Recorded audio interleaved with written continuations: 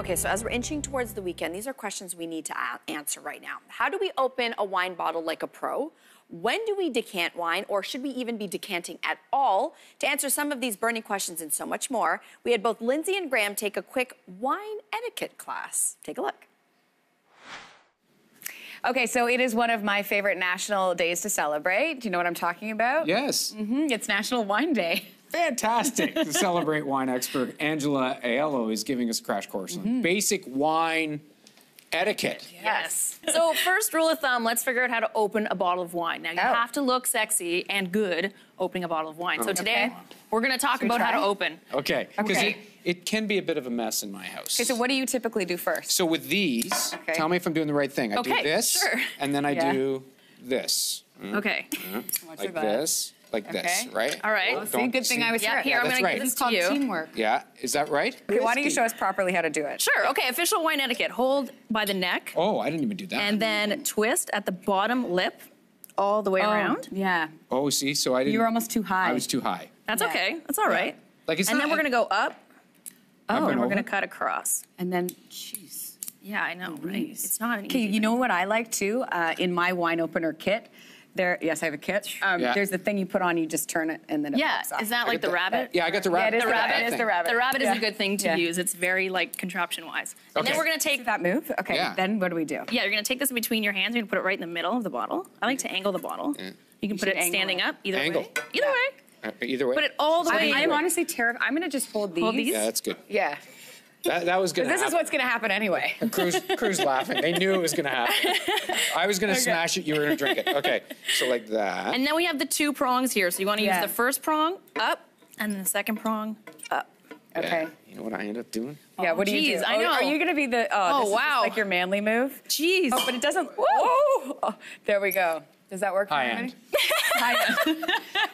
With these things, I always end up doing that. I know. Because I can't get the lever thing. I know it's bad. That's okay. Here you go. It doesn't pass your test. No.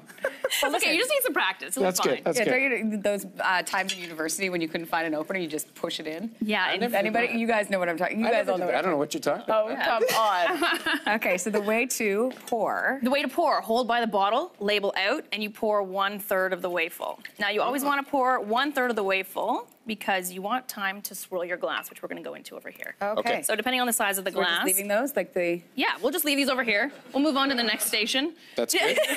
Oh, you're bringing them over. Red. Okay, you can take the red or the rosé, whatever. Grab a glass. We just did all that hard work. Well, you guys did all the hard work. Cheers. There we go. That's okay. Okay. Now, there's one thing you said, and we'll get to the rosé in a second. You said label out. That's actually a really good tip, right? To show people what you're drinking, as opposed to what I did, which was just basically pull it out of the floor. I mean, I think that would get a lot of great views on Instagram. There you go. It's a crowd pleaser. It's like your party trick. That's right. Party trick, exactly. Okay, 5 easy steps to tasting wine. Okay. Sight, appreciating the color of a wine. Okay. You guys can use whatever glass you want. Yeah. And then we're gonna go swirl. Now, why do we do that? Just to get one is to open up the wine. Two is it's really great for the wine, but it also it looks really good. Yeah. It's part of wine is supposed to be sexy. Did you just? So right. swirl, swirl, swirl, and then we smell. And then we're gonna taste. Okay. Okay. I'm gonna watch how you do this. Okay.